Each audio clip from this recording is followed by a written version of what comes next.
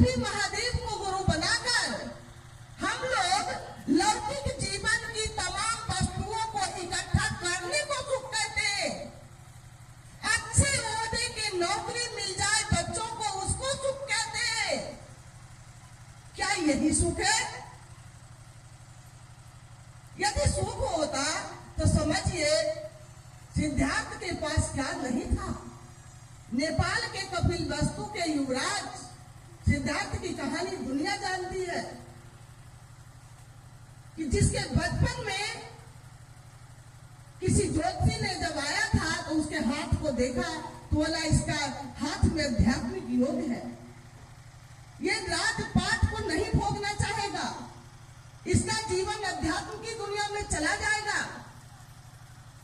और उसके माँ बाप ने अपने बेटे को, एकलौता बेटा सिद्धार्थ को महल से बाहर ही नहीं जाने दिया था 16 वर्षों तक।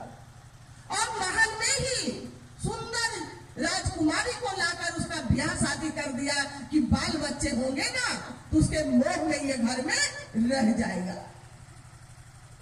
स्थितियां क्या हुई?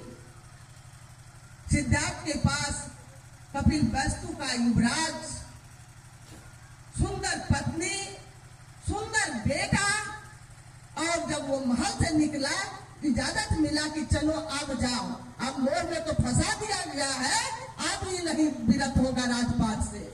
क्या हुआ? हस्र कि जिस दिन पहले दिन वो रथ यात्रा के लिए महल से निकला तो देखा कि रास्ते में एक लाश जा रही थी, लाश। और अपने साथी से कहता है कि ये क्या है? उस जीवन में कभी कुछ देखा ही नहीं था सुख के सिवा। महल के अंदर चारदीवारी के अंदर था, युवराज था, तमाम व्यवस्थाएं उसकी थी। लेकिन जब वो पूछता है साथी से तो साथी कहता है कि वो आदमी मर गया है। तो बोला क्या मैं भी मर जाऊंगा? क्योंकि हाँ, एक दिन सब जो भी आए हैं उनको जाना होगा। और उन्होंने रथ से उतरकर और अध्यात्म यात्रा करके जब मर ही जाएंगे तो पहले मौत को ही ढूंढ लेते हैं। जब मरना ही है तो पहले मौत को ढूंढ लेते हैं। और उन्होंने हारा नहीं, उन्होंने मौत को ढूंढा। मौत क्या है? जीवन दुख का सागर है।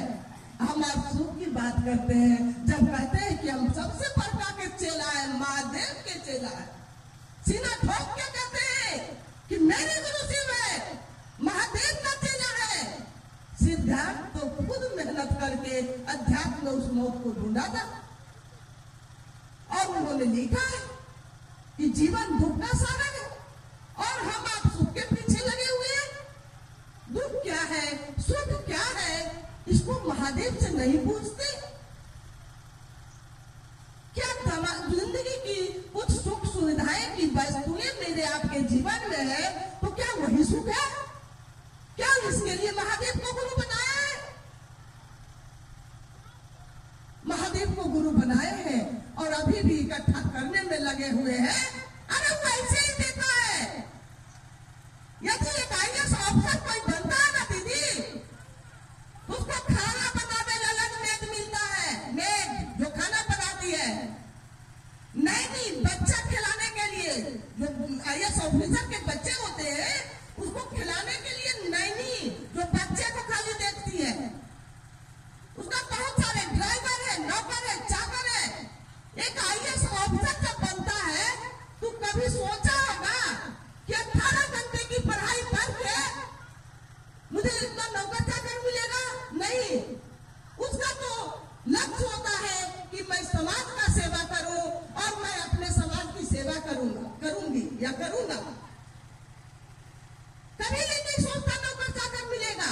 फिर हम आप कहते हैं शिव मेरे गुरु है, रोज कहते हैं हम महादेव के चेला है। कहने पर से हो जाएगा? किसको स्मरण करना होगा? महादेव के चेला है फिर भी दिन रात